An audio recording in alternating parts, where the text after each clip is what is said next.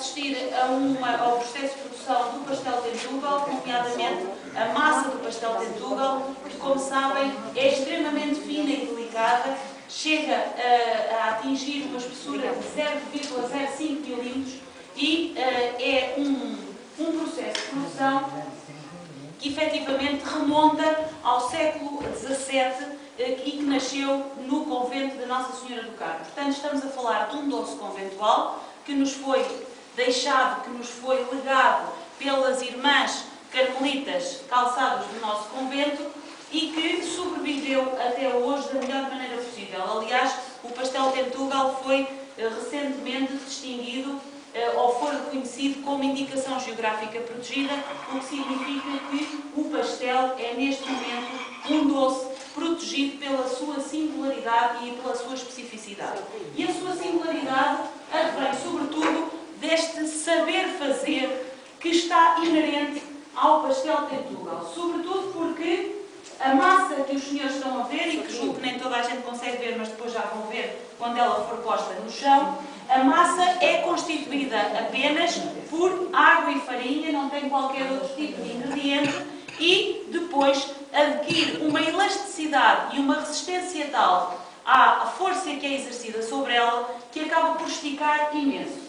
E a Rosa vai começar a preparar o bolo para ele ser colocado no chão, e é assim que nós dizemos, a gíria associada a esta produção é mesmo colocar no chão, pôr o bolo no chão e estar a prepará-lo de forma a que possa, não fique preso ao lençol, e por isso lhe colocou um bocadinho de farinha, e por outro lado está a acariciar o bolo de forma a saber se existe alguma bolha que precisa de ser rebentada, para que depois, quando chegar o momento de esticar, essas bolhas não sejam um impedimento e não rasguem por si só. Toda a farinha que é considerada excessiva é retirada, exatamente porque, se nós queremos uma massa muito fina, não faz sentido absolutamente nenhum termos depois um borboto por cima da massa, perfeitamente desnecessário. Depois de ter sido preparado deste lado, o bolo é virado. E vamos lá ver se tudo corre bem, porque este bolo está aqui há quase hora e meia. Sim, era isso que eu ia perguntar. Há quanto tempo? O processo de produção do pastel Tentugal é algo que não se pode escrever. É uma receita que não se pode escrever. Porquê? Nos dias faz-se de uma maneira, nos outros dias faz-se de outra. Depende muito, depende sobretudo da qualidade da farinha e depende do clima. Hoje, como está quente, como até está bastante vento, portanto o ar está mais seco, o que é que acontece? O processo acaba por ser mais rápido. Ou seja, quando nós habitualmente temos o bolo a descansar cerca de hora e meia, se calhar hoje tinha que ser mais rápido. E por isso que não ficou um bocadinho de tempo a mais, às vezes isso significa, quando é puxado, depois agarra. Mas vamos ver, e acho que vai tudo correr bem, e vamos torcer para que tudo possa sair bem, para que as pessoas que aqui estão hoje percebam do que é que estamos a falar. Ora, Rosa, temos então um bolinho que sofreu o primeiro puxão e neste momento vai ter que ficar a repousar cerca de 10 minutinhos até ser puxado novamente. Enquanto isso, eu gostava de vos falar um pouco sobre os ingredientes desta massa. O que faz o sucesso desta massa, ou um dos elementos que faz o sucesso desta massa, é necessariamente a farinha que nós utilizamos. Por isso, desde já digo que a farinha que nós utilizamos neste processo de produção não será a farinha normal que nós encontramos no supermercado. Será uma farinha que é produzida praticamente para pastelarias que se dedicam a este tipo de produção, e é uma das farinhas mais finas que existe no mercado. Ou seja, a farinha que é utilizada aqui, hoje como outrora, como no passado, como há 2 séculos atrás ou há 3 séculos atrás, continua a ser aquilo que nós designamos a flor da farinha. E porquê? Porque não utilizamos a farinha grossa, a farinha meio acinzentada, mas antes pelo contrário, e peço à Rosa, se tiver que... Então vá, depois já tal e qual como depois a Rosa vai mostrar, a farinha que nós utilizamos neste processo é uma farinha muito branca, muito e parece quase um pozinho que se entranha até nas paredes, porque de tanto ser utilizada acaba por se entranhar nas paredes, na roupa, mas ela é de facto muito branca e muito fina. É obviamente que uma farinha que não é utilizada nem sequer para o pão, porque é um desperdício utilizar uma farinha tão boa no pão, e por outro lado também não é utilizada na pastelaria normal, ou seja, é mais utilizada em pastelaria específica, como seja o pastel de Tugal. Já agora vamos só, este é um molinho pequenino que a Rosa fez porque o dia de trabalho está a acabar para a Rosa e termina-se sempre com um bolo pequenino que acaba por ser o resto da massa. Eu queria então mostrar essa farinha a todos, somente para que possam perceber do que é que estamos a falar, e enquanto a Rosa passa com a farinha e os senhores se apercebem de quão fina e delicada e sedosa é esta farinha, eu vou explicando que esta questão da farinha não é qualquer coisa que seja exclusiva da qualidade, ou seja, a qualidade da farinha e a seleção da farinha não é exclusivo daquilo que é hoje a nossa produção. Já no convento, no século XIX, eram muito minuciosas e eram muito seletivas na escolha da farinha. E por isso, elas não queriam a farinha, ou antes, a farinha que entrava em grandes quantidades no convento, não seria propriamente a farinha moída nos moinhos de uma localidade da freguesia chamada Ribeira dos Moinhos, mas elas preferiam uma farinha que vinha de Cernache e Condeixa, dos moinhos de Cernache e Condeixa. Obviamente que quando nós fazemos a história do pastel, fazemos também a história do pastel através destas indicações que nos vão sendo dadas. E aquilo que concluímos é que provavelmente essas localidades teriam moinhos com outras mós que poderiam facilitar a obtenção de uma farinha assim tão fina. Como eu já disse, a flor da farinha. De origem a resultados perfeitamente diferentes. Nós temos que pensar que no século XVII não seria fácil ir a Cernache buscar farinha, portanto era qualquer coisa que seria muito demorado. Ora, se elas se davam ao trabalho de fazer e de pedir e de comprar, era porque alguma coisa tinha de específico. E de facto, é também interessante perceber que nas chamadas casas da maçaria, que estão descritas como sendo um dos espaços do convento, as casas da maçaria que seriam talvez o antepassado destas casas que nós dizemos sempre que são as casas da massa, qualquer pastelaria tem a sua casa da massa, as casas da maçaria teriam como instrumentos as arcas para guardar a farinha, os panos para esticar a massa, as peneiras de seda, para peneirar a farinha, e teria um outro elemento muito interessante que seria os alguidares de lavar os pés. Provavelmente, exatamente porque, como é que se faz esta massa? Andando sobre os panos, e pelo aquilo que nós temos como sendo o registro sempre foi assim, e portanto as nossas freiras teriam consciência da necessidade de higienizar os pés antes de fazerem esticar a massa. Farinha de trigo descascado, portanto sem casca, e é uma farinha que depois é selecionada, ou seja, passa por diversas fases de seleção até depois ficar o resultado final. Até a farinha mais fina, sendo que a outra que vai ficando é aproveitada pelo sumo, não é? É muito importante notarem que o facto de a Rosa levantar a massa, e deixar introduzir todo o ar que entra, é muito importante porque aqui nada é pormenor, tudo é importante.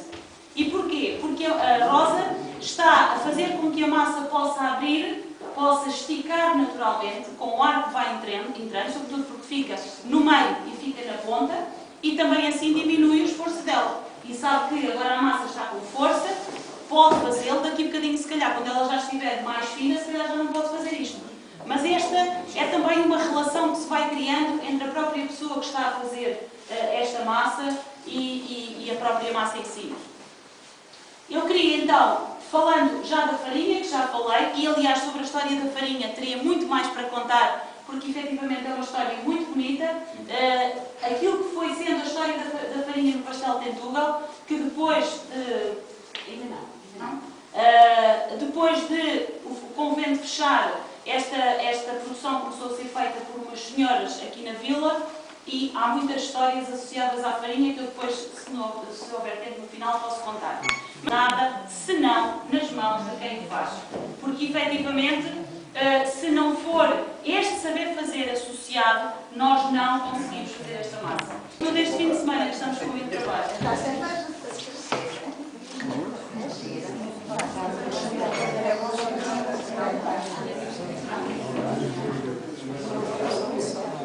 Dá para fazer lençóis de massa.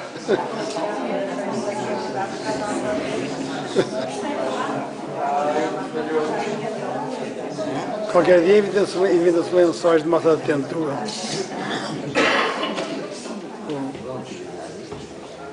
Que grande. Isso aqui.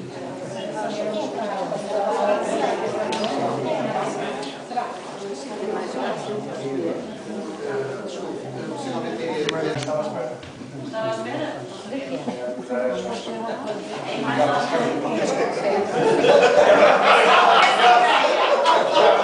Essa ideia.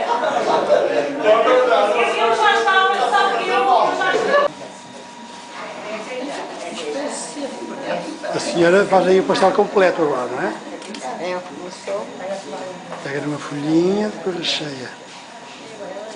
E aproveita esses bocadinhos para incorporar mais. Sim, quero fazer a cama de pastel. Fazer uma caminha, senão passava do era isso mesmo. Para dar um pouco mais de consistência. Tem ali, já fez milhares de pastéis. Já faz dois fechados. Fazemos, saímos. É? Não, deixa estar. Aquilo é manteiga, não é? Ovos moldes com amêndoa. É açúcar, água, farinha e ovos.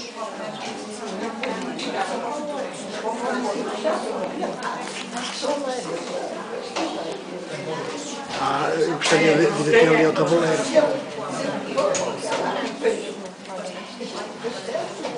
Eu já vi. Se faz com pouca paciência.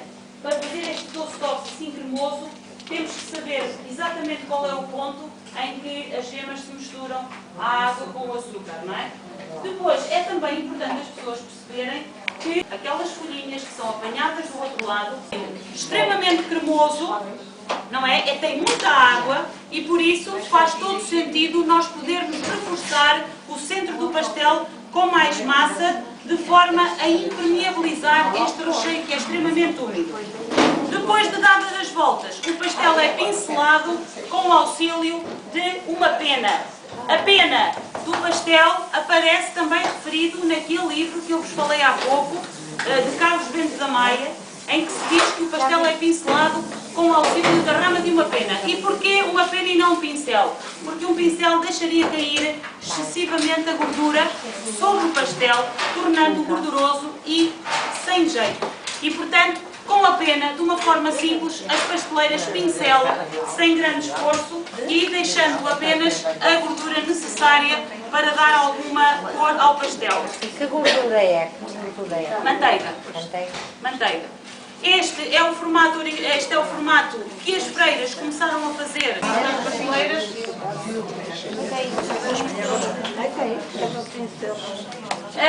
A Isabel já está a começar a fazer o formato original do pastel Tentugal, que era o chamado meia-lua. E o meia-lua servia para agradecer. Por isso é que era um pastel enriquecido com amêndoa, o recheio tem amêndoa torrada, e seria um pastel sumptuoso, um pastel mais rico e, sobretudo, mais bonito, mais armado. Por isso é que nós em Tentugal não dizemos fazer pastéis, dizemos armar o pastel. Armar. E o que se arma é o quê? Um trono, armam-se coisas bonitas. E é o que acontece. Vejam as mãos da Isabel, faz um pastelinho todo bonito. Bonito e gostoso. Embora o que sobreviveu foi este, e o que se tornou conhecido foi este. Porquê? Porque este é menos doce e, portanto, muito mais agradável, sem dúvida, que este. Este é bonito, mas é mais doce. Exatamente.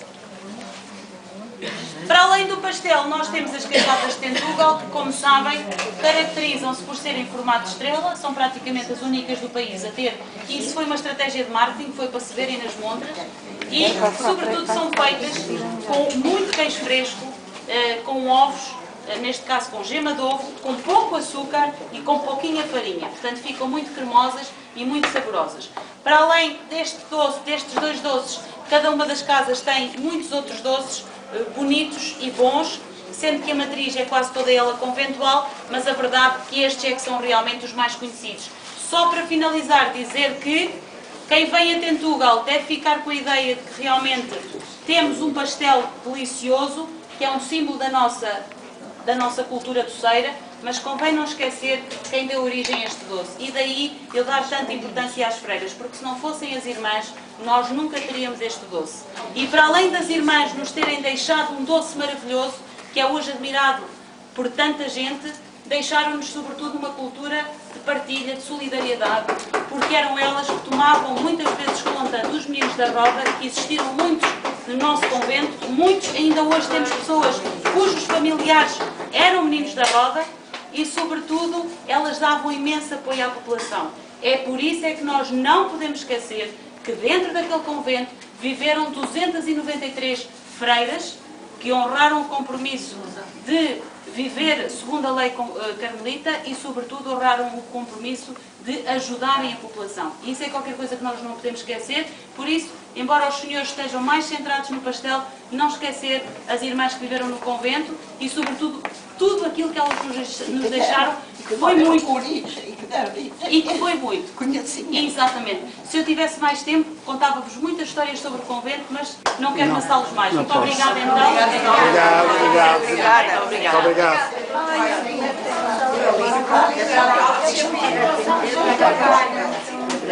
Vou pôr no YouTube. Está bem. Sim, Não se importa, mas não? Não me importo. Já. Saem agora por aqui.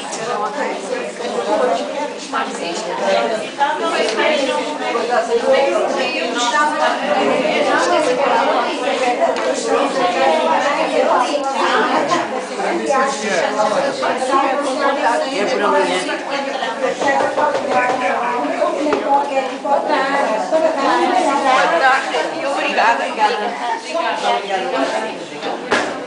Vamos agora ao Luís. Toda a gente já provou o pastel que comeu? Já. É que foram 32 pastéis e somos convidados a sair. Mas há mais pessoas que ganharam aqui no móvel.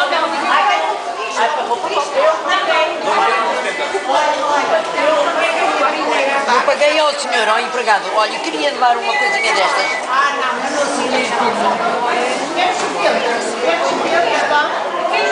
Quem foi muito bem pagar €1, já paguei. Mas é que volta. Ai, não foi. Já paguei.